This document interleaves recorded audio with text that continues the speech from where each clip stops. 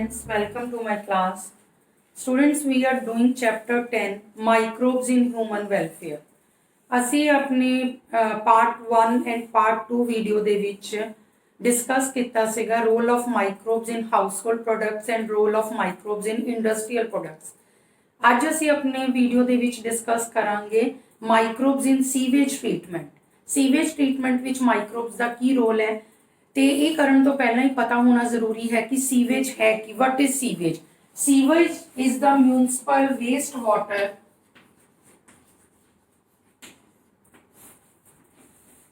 Sewage is the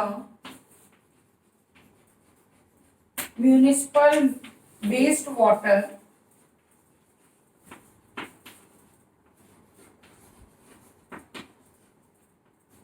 containing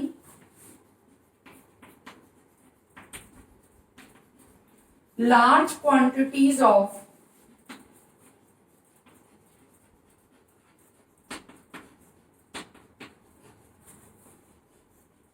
human excreta. What is sewage? Sewage is the municipal wastewater containing large quantities of human excreta. And sewage is formed of sewage ਦੇ ਵਿੱਚ 99.9% water ਹੁੰਦਾ ਆ and only 0.1% solid impurities ਹੁੰਦੀਆਂ ਆ।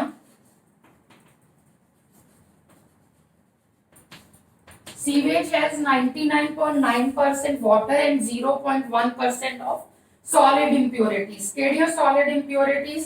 Like sand, silt, clay, cloth, paper, and feces extra. 99.9% water ਹੁੰਦਾ ਹੈ and 0.1% of solid impurities ਹੁੰਦੀਆਂ ਆ ਸੀਵੇਜ ਦੇ ਵਿੱਚ। ਕਿਹੜੀਆਂ solid impurities? like sand, silt, clay, feces, cloth, paper, etc. Every day large quantity of sewage is produced in towns and cities. Human excreta is a major component of sewage ਦੇ ਵਿੱਚ major component ਕੀ ਹੁੰਦਾ ਹੈ? human excreta ਹੁੰਦਾ ਹੈ। And sewage it contains large amount of organic matter, microbes and pathogens. Now need for sewage treatment. Sewage treatment की जरूरत क्यों है?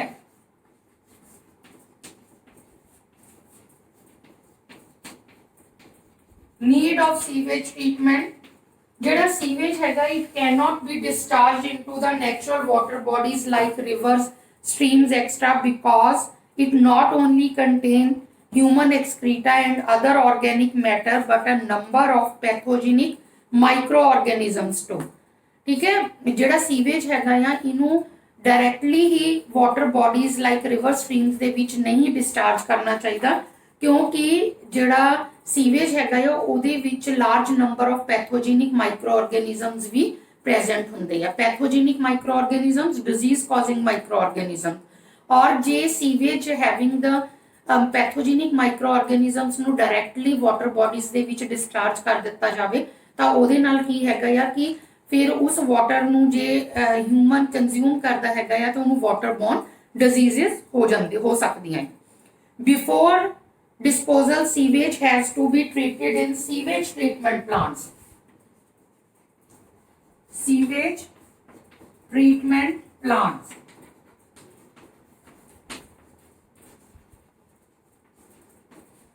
STP sewage treatment plants. Sewage ਨੂੰ ਸੀਵੇਜ ਟ੍ਰੀਟਮੈਂਟ ਪਲਾਂਟਸ ਦੇ ਵਿੱਚ ਟ੍ਰੀਟ ਕਰਕੇ ਫਿਰ ਉਹਨੂੰ ਵਾਟਰ ਬੋਡੀਜ਼ ਦੇ ਵਿੱਚ ਜਿਹੜਾ ਹੈਗਾ ਡਿਸਚਾਰਜ ਕੀਤਾ ਜਾਂਦਾ ਹੈਗਾ ਔਰ ਸੀਵੇਜ ਟ੍ਰੀਟਮੈਂਟ ਪਲਾਂਟਸ ਦੇ ਵਿੱਚ ਸੀਵੇਜ ਨੂੰ ਟ੍ਰੀਟ ਕੀਤਾ ਜਾਂਦਾ ਹੈ ਟੂ ਮੇਕ ਇਟ ਲੈਸ ਪੋਲਿਊਟਿੰਗ। ਠੀਕ ਹੈ, ਉਹ ਲੈਸ ਪੋਲਿਊਟਿੰਗ ਬਣਾਉਣ ਦੇ ਲਈ ਸੀਵੇਜ ਨੂੰ ਪਹਿਲਾਂ ਸੀਵੇਜ ਟ੍ਰੀਟਮੈਂਟ ਪਲਾਂਟਸ ਦੇ ਵਿੱਚ ਟ੍ਰੀਟ ਕੀਤਾ ਜਾਂਦਾ ਹੈ ਫਿਰ ਉਹਨੂੰ ਨੈਚੁਰਲ ਵਾਟਰ ਬੋਡੀਜ਼ ਦੇ ਵਿੱਚ ਡਿਸਚਾਰਜ ਕੀਤਾ ਜਾਂਦਾ ਹੈ। And treatment of wastewater is done by heterotrophic microbes. Heterotrophic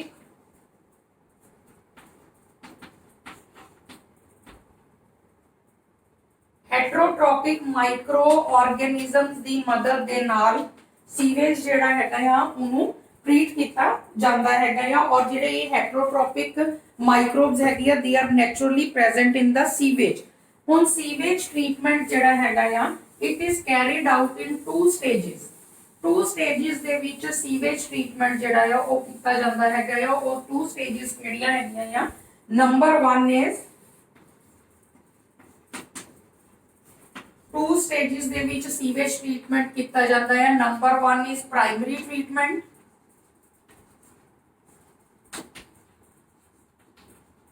and number 2 second stage is secondary treatment.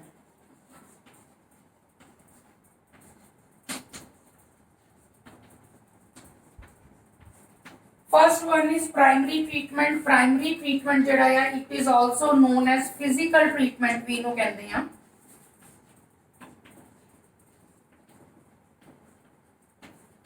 क्यों कहते हैं इन्हों प्राइमरी ट्रीटमेंट नो physical treatment? Because it basically involves physical removal of small and large floating and suspending solids from waste, because it involves physical removal of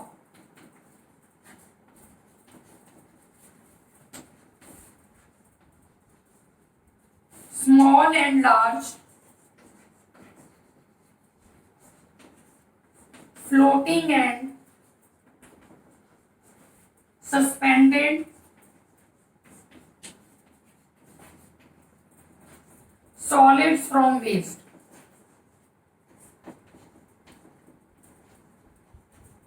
Solids from sewage। Sewage ਦੇ ਵਿੱਚ ਜਿਹੜੇ floating and suspended solids ਹੈਗੀਆਂ, small and large floating and suspending solids present in the sewage, ਉਹਨਾਂ ਨੂੰ physical ਤਰੀਕੇ ਦੇ ਨਾਲ remove ਕੀਤਾ ਜਾਂਦਾ ਹੈਗਾ ਆ। So physical treatment is also known as primary treatment is also known as physical treatment। ਹੁਣ ਇਹਦੇ ਵਿੱਚ ਕੀ ਕੀਤਾ ਜਾਂਦਾ ਹੈ? ਫਿਜ਼ੀਕਲ ਟ੍ਰੀਟਮੈਂਟ ਜਿਹੜੀ ਹੈਗੀ ਆ it involves two steps. Physical treatment involves two steps. ਕਿਹੜੇ ਟੂ ਸਟੈਪਸ ਹੈਗੇ ਆ? First step is filtration and second step is sedimentation. Physical treatment involves two steps, filtration and sedimentation.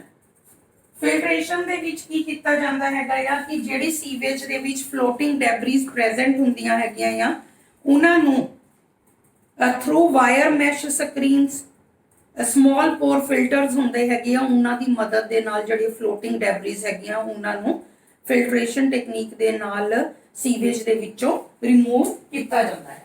ਠੀਕ ਹੈ, ਜਿਸ ਤਰ੍ਹਾਂ ਇੱਕ ਟੈਂਕ ਹੈਗਾ ਆ ਉਹਦੇ ਵਿੱਚ ਸੀਵੇਜ ਜਿਹੜਾ ਹੈਗਾ ਆ ਉਹਨੂੰ ਪਾਇਆ ਜਾਂਦਾ ਆ ਔਰ ਉਹਦੇ ਵਿੱਚ ਫਿਲਟਰਸ ਲੱਗੇ ਹੁੰਦੇ ਆ ਜਿਨ੍ਹਾਂ ਵਿੱਚ ਸਮਾਲ ਪੋਰਸ ਹੁੰਦੇ ਆ ਤੇ ਜਿਹੜੀਆਂ ਫਲੋਟਿੰਗ ਡੈਬਰੀਜ਼ ਹੈਗੀਆਂ ਆ ਉਹ ਉੱਪਰ ਰਹਿ ਜਾਂਦੀਆਂ ਆ ਤੇ ਜਿਹੜਾ ਲਿਕੁਇਡ ਫਾਰਮ ਵਿੱਚ ਸੀਵੇਜ ਹੁੰਦਾ ਹੈਗਾ ਆ ਉਹ ਕੀ ਹੈਗਾ ਆ ਉਹ ਅੰਦਰ ਥੱਲੇ ਚਲੇ ਜਾਂਦਾ ਹੈਗਾ। ਠੀਕ ਹੈ, ਔਰ ਸੈਕੰਡ ਸਟੈਪ ਦੇ ਵਿੱਚ ਸੈਡੀਮੈਂਟੇਸ਼ਨ ਵਿੱਚ ਕੀ ਹੁੰਦਾ ਹੈਗਾ ਆ ਕਿ ਹੁਣ floating debris ਤਾਂ filtration ਦੇ ਨਾਲ remove ਹੋ ਗਈਆਂ। these are floating debris, ਉਹ ਤਾਂ ਫਿਲਟਰ ਦੇ ਨਾਲ ਰਿਮੂਵ ਕਰ ਦਿੱਤੀਆਂ। ਇਹ ਜਿਹੜਾ ਸੀਵੇਜ ਹੈਗਾ ਆ ਇਹਨੂੰ ਫਿਰ ਸੈਕੰਡ ਟੈਂਕ ਦੇ ਵਿੱਚ ਲਿਜਾਇਆ ਜਾਂਦਾ ਹੈਗਾ ਆ। ਠੀਕ ਹੈ, ਔਰ ਕੀ ਹੈਗਾ ਆ ਕਿ ਜਿਹੜਾ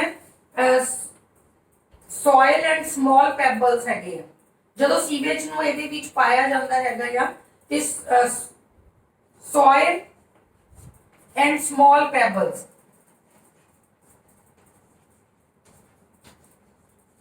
जिन्हां नूं ग्रिट कहंदे हैं, soil and small pebbles ਉਹ ਕੀ ਕਰਦੇ ਹੈਗੇ ਆ ਕਿ ਥੱਲੇ ਸੈਡੀਮੈਂਟ ਥੱਲੇ ਬੈਠ ਜਾਂਦੇ ਹੈਗੇ ਆ ਔਰ the solids ਜਿਹੜੇ ਥੱਲੇ soil and small pebbles ਜਿਹੜੇ ਹੈਗੇ grit ਹੈਗੇ ਆ that is removed by the sedimentation in the settling tank, और solid जेडे settle down कर गए थल्ले that forms the primary sludge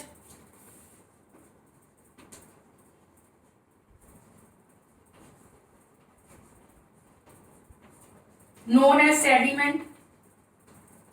heavy sinking small pebbles and soil that settle down at the bottom of the settling tank and forms the primary sludge also known as sediment। और ਜਿਹੜਾ ਸੁਪਰਨੇਟੈਂਟ ਹੈਗਾ ਆ non as ਇਫਲੂਐਂਟ, ਇਹ ਇਸ ਤਰ੍ਹਾਂ ਉੱਪਰ ਆ ਜਾਂਦਾ ਹੈਗਾ। ਸੋ ਇਹ ਪ੍ਰਾਇਮਰੀ ਟ੍ਰੀਟਮੈਂਟ ਹੈਗਾ ਆ, also non as physical treatment, ਜਿਹਦੇ ਵਿੱਚ ਫਿਲਟਰੇਸ਼ਨ ਦੇ ਨਾਲ ਫਲੋਟਿੰਗ ਡੈਬਰੀਜ਼ ਰਿਮੂਵ ਕਰ ਦਿੱਤੀਆਂ ਜਾਂਦੀਆਂ ਆ with the help of filters having the small pores, ਤੇ ਸੈਡੀਮੈਂਟੇਸ਼ਨ ਪ੍ਰੋਸੈਸ ਦੇ ਨਾਲ ਜਿਹੜਾ ਗ੍ਰਿਟ ਹੈਗਾ ਆ, ਹੈਵਿੰਗ ਦਾ ਗ੍ਰਿਟ ਕੀ ਚੀਜ਼ ਹੈਗੀ, ਸੋਇਲ ਤੇ ਸਮਾਲ ਪੈਬਲਸ ਹੈਗੇ ਆ, ਉਹ ਥੱਲੇ ਸੈਟਲ ਡਾਊਨ ਹੋ ਜਾਂਦੇ ਆ ਸੈਟਲਿੰਗ ਟੈਂਕ ਦੇ ਵਿੱਚ, ਐਂਡ ਦੇ ਫਾਰਮ ਦਾ ਪ੍ਰਾਇਮਰੀ ਸਲਜ ਨੋਨ ਐਜ਼ ਸੈਡੀਮੈਂਟ, ਤੇ ਜਿਹੜਾ ਸੁਪਰਨੇਟੈਂਟ ਹੁੰਦਾ ਆ, ਇਫਲੂਐਂਟ ਹੁੰਦਾ ਹੈਗਾ ਆ, ਉਹ ਟੈਂਕ ਦੇ ਇਸ ਤਰ੍ਹਾਂ ਉੱਪਰ ਆ ਜਾਂਦਾ ਹੈਗਾ।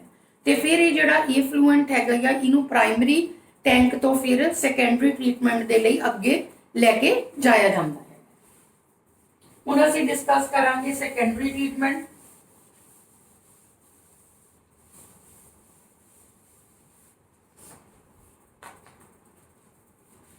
Secondary treatment ਜਿਹੜਾ ਆ, it is also known as biological treatment.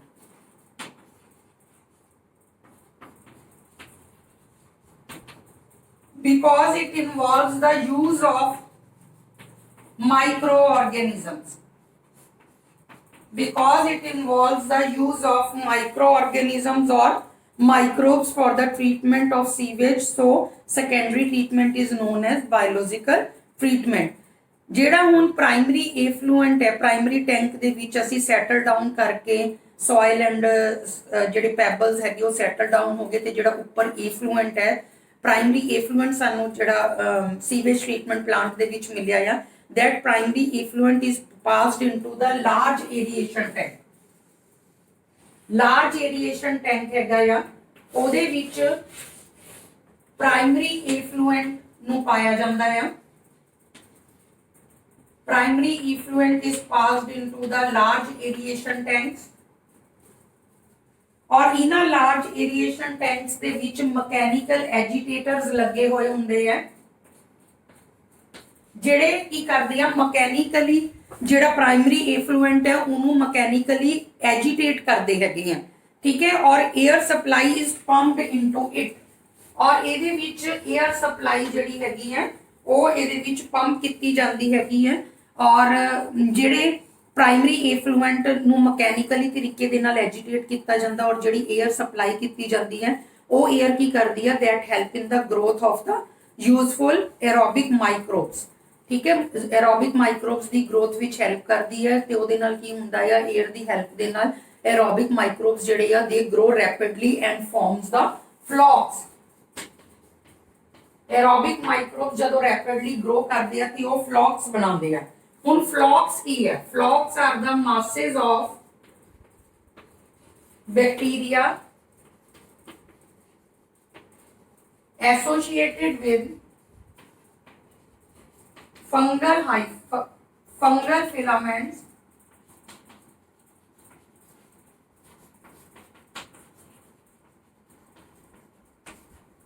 to form mesh-like structure.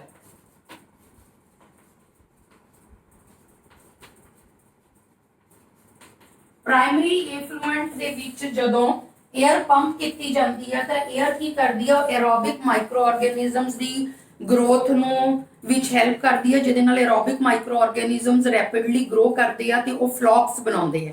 ਫਲੌਕਸ ਕੀ ਹੈਗੇ ਹੈ? Masses of bacteria associated with fungal filaments to form a mesh like structure. ਇਹ ਫੰਗਲ ਫਿਲਾਮੈਂਟਸ ਹੈਗੇ ਆ, ਇਹਨਾਂ ਦੇ ਵਿੱਚ ਬੈਕਟੀਰੀਆ ਐਸੋਸੀਏਟ ਹੋ ਕੇ ਮੈਸ਼ ਲਾਈਕ ਜਾਲੀ ਵਰਗਾ ਸਟਰਕਚਰ ਬਣਾਉਂਦੇ ਆ, that is known as flocks.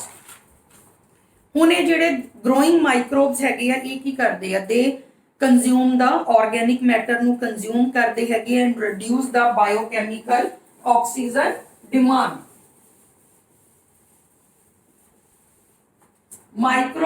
growing microorganisms ਜਿਹੜੇ ਹੈਗੇ ਆ, they consume the organic matter and reduce the BOD. BOD ਕੀ ਹੈ? Biochemical oxygen demand.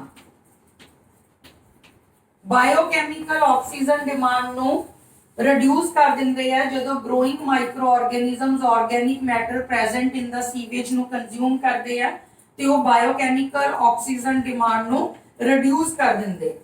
when BOD of sewage has reduced, the effluent is passed into the settling tank।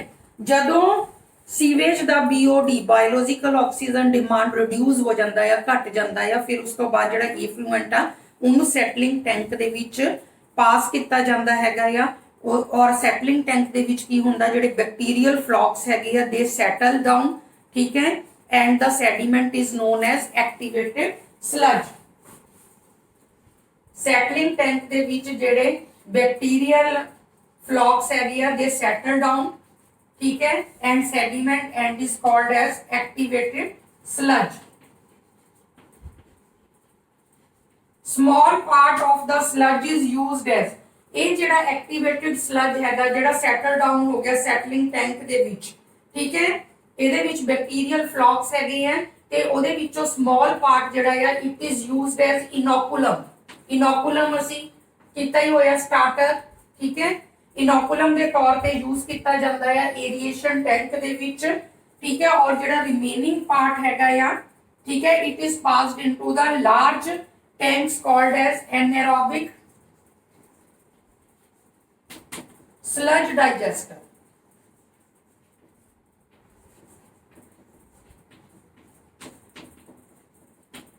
ठीक है, settling tank ਦੇ ਵਿੱਚ ਜਿਹੜੇ bacterial ਫਲੌਕਸ settle down ਹੋ ਗਏ known as activated sludge, ਉਹਦੇ ਵਿੱਚੋਂ small part known as inoculum ਜਿਹੜਾ ਆ ਉਹ ਏਰੀਏਸ਼ਨ ਟੈਂਕ ਦੇ ਵਿੱਚ ਪਾਇਆ ਜਾਂਦਾ ਹੈਗਾ ਆ ਟੂ ਐਜ਼ ਅ ਸਟਾਰਟਰ, ਠੀਕ ਹੈ, ਤਾਂ ਕਿ ਹੋਰ ਅੱਗੇ ਇਹ ਪ੍ਰੋਸੈਸ ਹੋਵੇ ਤੇ ਜਿਹੜਾ ਬਾਕੀ ਰਿਮੇਨਿੰਗ ਪਾਰਟ ਹੈਗਾ ਆ ਉਹਨੂੰ ਕੀ ਕੀਤਾ ਜਾਂਦਾ ਹੈਗਾ ਆ ਲਾਰਜ ਟੈਂਕਸ ਜਿਹੜੇ ਹੈਗੇ ਆ ਉਹਨਾਂ ਦੇ ਵਿੱਚ ਪਾਸ ਕਰ ਦਿੱਤਾ ਜਾਂਦਾ ਹੈਗਾ ਆ and that large tanks are known as anaerobic sludge digester। और इना anaerobic sludge digesters ਦੇ ਵਿੱਚ ਕੀ ਹੁੰਦਾ ਹੈ anaerobic bacteria ਜਿਹੜੇ ਆ they are present। और ਜਿਹੜੇ anaerobic bacteria present ਹੈਗੇ ਆ anaerobic sludge digesters ਦੇ ਵਿੱਚ ਉਹ ਕੀ ਕਰਦੇ ਆ organic mass as well as aerobic microbes bacteria and fungi ਜਿਹੜੇ sludge ਦੇ ਵਿੱਚ present ਹੈਗੇ ਆ ਉਹਨਾਂ ਨੂੰ digest ਕਰ ਦਿੰਦੇ ਹੈਗੇ and producing a mixture of gases। mixture of gases produce ਕਰਦੇ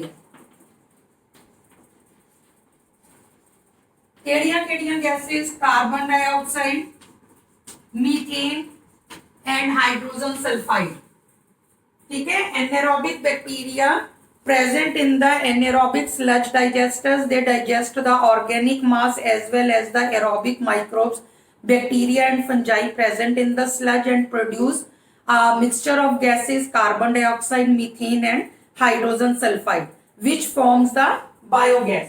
ਇਹ ਜਿਹੜੀਆਂ mixture of gases ਹੈਗੀਆਂ ਆ ਇਹ ਕੀ ਬਣਾਉਂਦੀਆਂ ਆ they form the biogas। and biogas ਕੀ ਹੈਗੀ it is used as a source of energy because it is inflammable gas ਹੈਗੀ ਆ it is used as a source of energy. Biogas ਦੇ ਬਾਰੇ ਅਸੀਂ ਆਪਣੇ ਨੈਕਸਟ ਵੀਡੀਓ ਦੇ ਵਿੱਚ ਡਿਟੇਲ ਵਿੱਚ ਸਟੱਡੀ ਕਰਾਂਗੇ। ਤੇ ਜਿਹੜਾ ਇਫਲੂਐਂਟ ਹੁੰਦਾ ਹੈਗਾ ਆ from the secondary treatment plant, ਠੀਕ ਹੈ, ਸੈਕੰਡਰੀ ਟ੍ਰੀਟਮੈਂਟ ਤੋਂ ਬਾਅਦ ਜਿਹੜਾ ਇਫਲੂਐਂਟ ਹੈਗਾ ਆ ਉਹ ਕੀ ਹੈਗਾ ਆ it is released into the water bodies like reverse and streams, ਕਿਉਂਕਿ ਉਹ ਕੀ ਹੈਗਾ ਆ ਉਹਨੂੰ ਅੱਛੇ ਤਰੀਕੇ ਦੇ ਨਾਲ ਸੀਵੇਜ ਟ੍ਰੀਟਮੈਂਟ ਪਲਾਂਟ ਦੇ ਵਿੱਚ ਉਹਨੂੰ ਟ੍ਰੀਟ ਕਰਕੇ ਜਿਹੜਾ ਸੈਕੰਡਰੀ ਟ੍ਰੀਟਮੈਂਟ ਤੋਂ ਬਾਅਦ ਜਿਹੜਾ ਇਫਲੂਐਂਟ ਬਚਦਾ ਹੈਗਾ ਆ ਉਹ ਸਾਫ਼ ਹੋ ਜਾਂਦਾ ਹੈ ਤਾਂ ਉਹਨੂੰ ਡਾਇਰੈਕਟਲੀ ਵਾਟਰ ਬੋਡੀਜ਼ ਦੇ ਵਿੱਚ ਛੱਡਿਆ ਜਾਂਦਾ ਹੈਗਾ। ਸੋ ਸਟੂਡੈਂਟ ਇਹ ਤਾਂ ਸਾਰਾ ਸੀਗਾ ਸੀਵੇਜ ਟ੍ਰੀਟਮੈਂਟ ਪਲਾਂਟ ਦੇ ਵਿੱਚ primary treatment and secondary treatment. Primary treatment also non as physical treatment ਕਿਉਂਕਿ ਉਹਦੇ ਵਿੱਚ ਫਿਜ਼ੀਕਲ ਤਰੀਕੇ ਦੇ ਨਾਲ ਜਿਹੜੀਆਂ ਫਲੋਟਿੰਗ ਡੈਬਰੀਜ਼ ਹੈਗੀਆਂ ਆ ਐਂਡ suspended solids ਹੈ ਜੋ ਰਿਮੂਵ ਕੀਤੇ ਜਾਂਦੇ ਆ by filtration and sedimentation। ਤੇ secondary treatment also non as biological treatment ਕਿਉਂਕਿ ਉਹਦੇ ਵਿੱਚ ਯੂਜ਼ ਆਫ ਮਾਈਕਰੋਬਸ ਜਿਹੜੇ ਹੈਗੇ ਉਹ ਕਰਕੇ ਫਿਰ ਸੀਵੇਜ ਦੀ ਟ੍ਰੀਟਮੈਂਟ ਕੀਤੀ ਜਾਂਦੀ ਹੈ। ਹੁਣ ਇੱਕ ਇਹਦੇ ਵਿੱਚ ਟਰਮ ਆਈ ਹੈਗੀ ਆ BOD biological oxygen demand.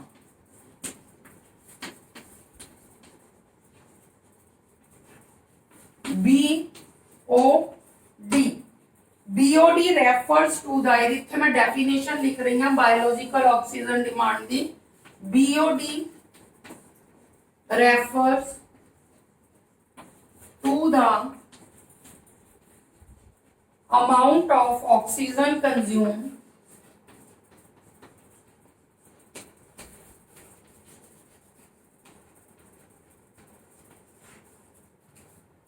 if all the organic matter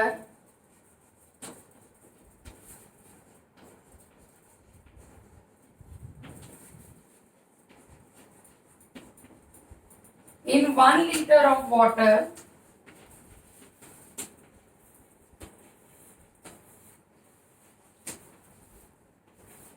is oxidized by bacteria.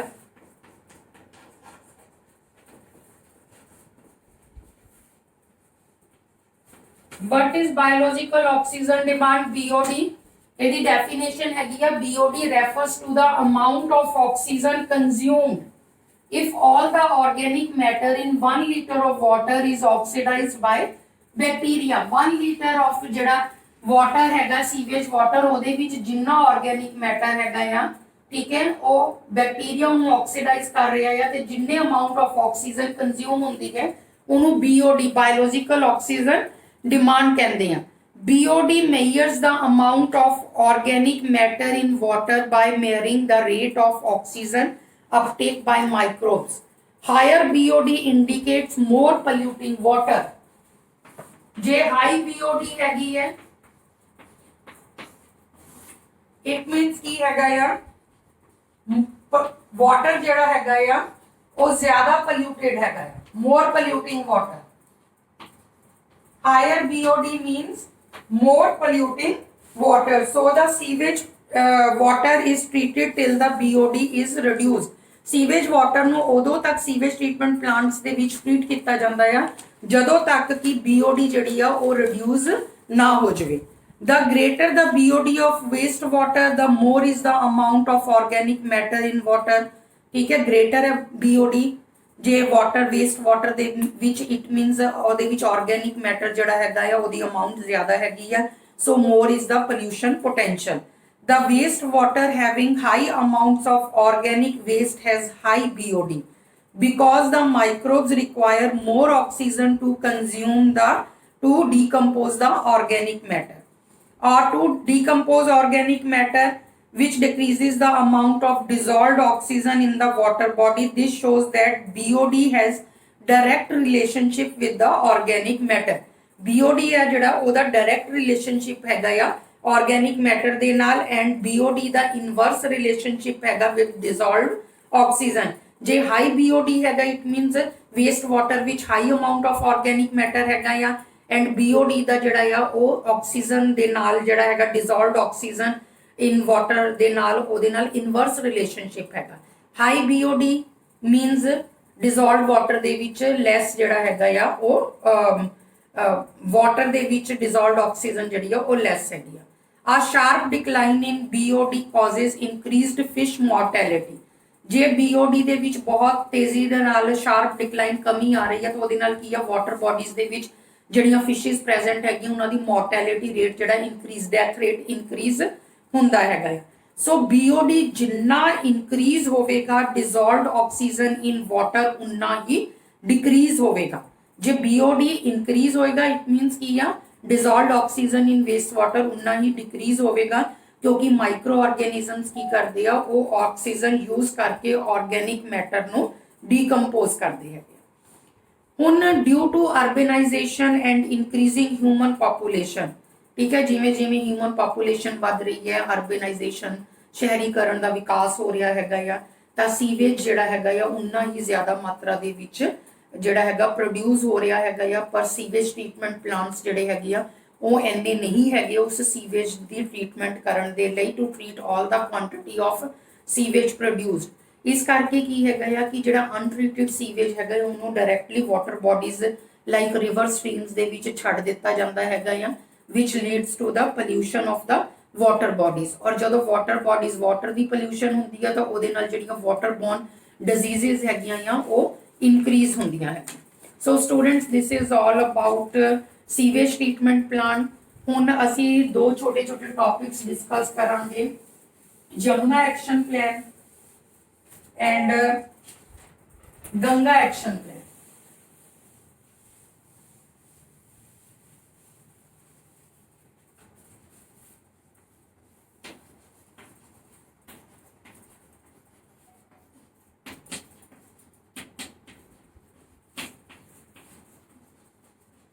Yamuna action plan and second is Ganga action plan.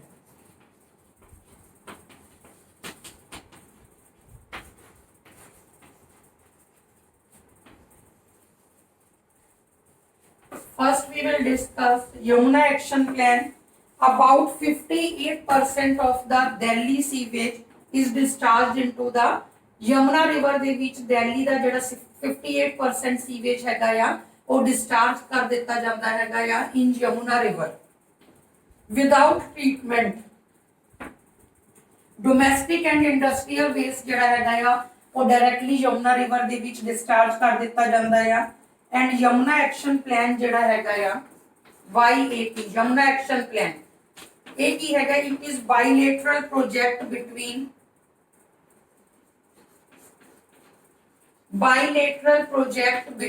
Government of India and Government of Japan. And Yamuna Action Plan 1 was initiated. Yamuna Action Plan 1 ਜਿਹੜਾ ਹੈ ਕਦੋਂ start ਹੋਇਆ? It was started by Government of India, GOI, Government of India in April 1993. April 1993 ਦੇ ਵਿੱਚ Yamuna Action Plan 1 was started by Government of India to improve the water quality of Yamuna River and it was scheduled for completion in April 2002 ਦੇ ਵਿੱਚ ਸੋਚਿਆ ਗਿਆ ਕਿ ਇਹ ਜਿਹੜਾ project ਹੈਗਾ Yamuna Action Plan 1 ਨੇ ਕੰਪਲੀਟ ਹੋ ਜਾਏਗਾ ਪਰ ਇਹ 2003 ਤੱਕ ਇਹ ਜਿਹੜਾ Yamuna Action Plan 1 ਹੈਗਾ ਆ ਇਹ ਚੱਲਿਆ और यमुना एक्शन प्लान ਜਿਹੜਾ ਹੈਗਾ ਆ ਇਟ ਇਨਵੋਲਵਸ ਦਾ ਮੇਜਰਸ ਇਹਦੇ ਵਿੱਚ ਕਿਹੜੇ ਜਿਹੜੇ ਸਟੈਪਸ ਹੈਗੇ ਆ ਯਮੁਨਾ ਐਕਸ਼ਨ ਪਲਾਨ ਦੇ ਵਿੱਚ ਕਿਹੜੇ ਸਟੈਪਸ ਜਿਹੜੇ ਹੈਗੇ ਆ ਉਹ ਸੋਚੇ ਗਏ ਕਿ ਇਹਨਾਂ ਚੀਜ਼ਾਂ ਦਾ ਧਿਆਨ ਰੱਖਿਆ ਜਾਏਗਾ first one Yamuna action plan ਦੇ ਵਿੱਚ ਇਹ ਸੋਚਿਆ ਗਿਆ ਕਿ 14 sewage treatment plants 14 sewage treatment plants ਜਿਹੜੇ ਹੈਗੇ ਆ they are being constructed in various parts of Delhi first major ਜਿਹੜਾ first step Yamuna action plan ਦੇ ਵਿੱਚ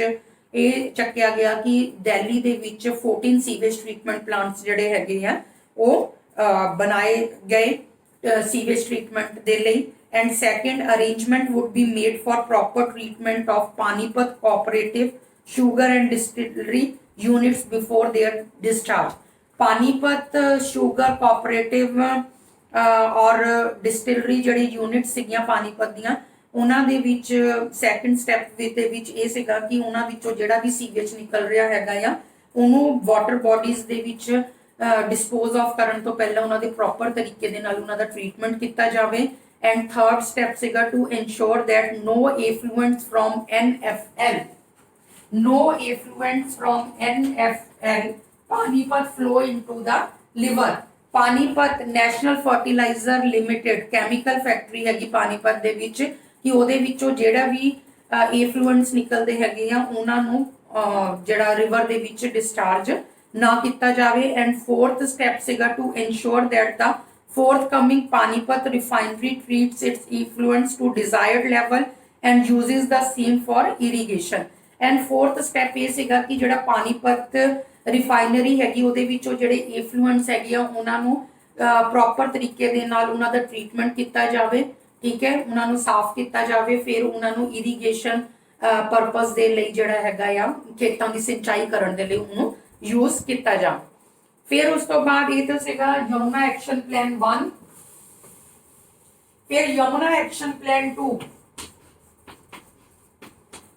Yamuna action plan 2 it was started by government of India and Government of Japan ठीक है 2003 ਦੇ ਵਿੱਚ ਫਿਰ यमुना एक्शन प्लान 2 ਜਿਹੜਾ ਹੈਗਾ ਆ ਇਹ ਸਟਾਰਟ ਕੀਤਾ ਗਿਆ by the Government of India and Government of Japan ਦਾ ਇਹ ਬਾਇਲੇਟਰਲ ਪ੍ਰੋਜੈਕਟ ਸੀਗਾ और it was aimed ਇਹਦਾ ਕੀ aim ਸੀਗਾ ਯਮੁਨਾ ਐਕਸ਼ਨ ਪਲਾਨ 2 ਦਾ number 1 to construct as many as 17 new STPs ਠੀਕ ਹੈ ਨਵੇਂ 17 new sewage treatment plants ਜਿਹੜੇ ਹੈਗੇ ਆ ਉਹ ਕੰਸਟਰਕਟ ਕੀਤੇ ਜਾਣ ਸੈਕੰਡ ਇਹਦਾ ਸਟੈਪ ਸੀਗਾ ਯਮੁਨਾ ਐਕਸ਼ਨ ਪਲਾਨ 2 ਦਾ public participation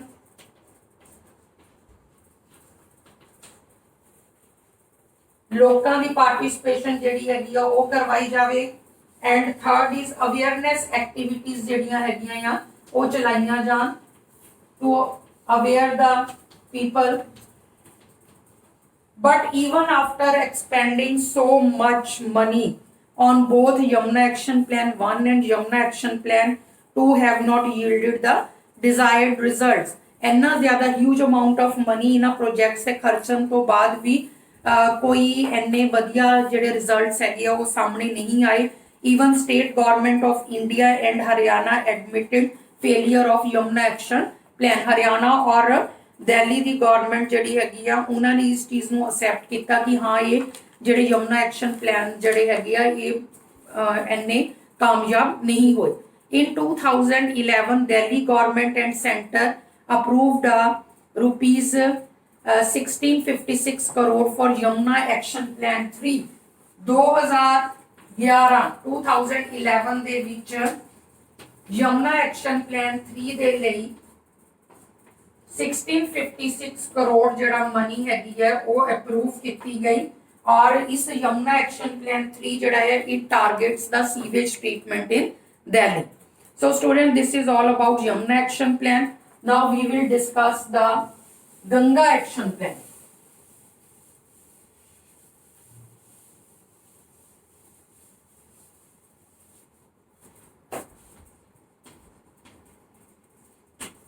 Ganga Action Plan, GAP. Ganga Action Plan was a program launched by Rajiv Gandhi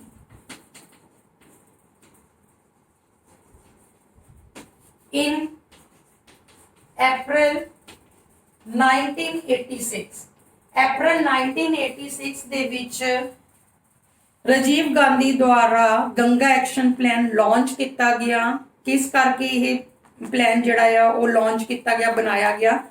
to reduce the pollution load on river Ganga. Ganga river ਦਾ ਜਿਹੜਾ ਪੋਲਿਊਸ਼ਨ ਹੈਗਾ ਆ ਉਹਨੂੰ ਘੱਟ ਕਰਨ ਦੇ ਲਈ ਅਪ੍ਰੈਲ 1986 ਦੇ ਵਿੱਚ ਗੰਗਾ ਐਕਸ਼ਨ ਪਲਾਨ ਜਿਹੜਾ ਆ it was launched by Rajiv Gandhi. To ਇਹਦਾ ਏਮ ਕੀ ਸੀਗਾ? To improve the water quality of the river Ganga and for the treatment of domestic and industrial waste. Under this project, it is planned to install sewage treatment plants for 27 cities on the bank of Ganga to handle about 1,000 million liters of sewage daily before its discharge into the Ganga। ਇਹ ਜਿਹੜਾ Ganga action plan ਸੀਗਾ ਇਸ project ਦੇ under ਇਹ plan ਕੀਤਾ ਗਿਆ ਕਿ river Ganga ਦੇ ਬੈਂਕ ਦੇ ਕਿਨਾਰੇ ਜਿਹੜੇ 27 ਸਿਟੀਜ਼ ਹੈਗੇ ਆ, ਠੀਕ ਹੈ, ਉਹ daily 1000 million litres of sewage produce ਕਰਦੇ ਆ। ਤਾਂ ਉਸ ਸੀਵੇਜ ਦਾ ਟ੍ਰੀਟਮੈਂਟ ਕਰਕੇ ਫਿਰ ਉਹਨੂੰ ਗੰਗਾ ਦੇ ਵਿੱਚ ਡਿਸਚਾਰਜ ਕੀਤਾ ਜਾਵੇ। ਬਟ ਇਹ ਪਲਾਨ ਜਿਹੜਾ ਸੀਗਾ ਇਹ ਪ੍ਰੋਜੈਕਟ ਸਕਸੈਸਫੁਲ ਨਹੀਂ ਹੋਇਆ, ਜਿਸ ਕਰਕੇ ਇਹਦਾ ਗੰਗਾ ਦਾ ਪੋਲਿਊਸ਼ਨ ਲੈਵਲ ਇਨਕਰੀਜ਼ ਹੁੰਦਾ ਗਿਆ।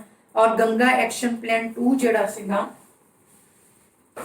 ਗੰਗਾ ਐਕਸ਼ਨ ਪਲਾਨ ਜਿਹੜਾ 1 ਸੀਗਾ ਉਹ ਤਾਂ ਰਾਜੀਵ ਗਾਂਧੀ ਦੁਆਰਾ ਅਪ੍ਰੈਲ 1986 ਦੇ ਵਿੱਚ ਸਟਾਰਟ ਕੀਤਾ ਗਿਆ। And Ganga action plan 2 it was started in 1993 and it is still under implementation। ਔਰ ਗੰਗਾ ਐਕਸ਼ਨ ਪਲਾਨ ਜਿਹੜਾ ਆ ਇਹਦਾ ਨਿਊ ਨੇਮ ਹੈਗਾ ਆ ਕਲੀਨ ਗੰਗਾ ਪ੍ਰੋਜੈਕਟ।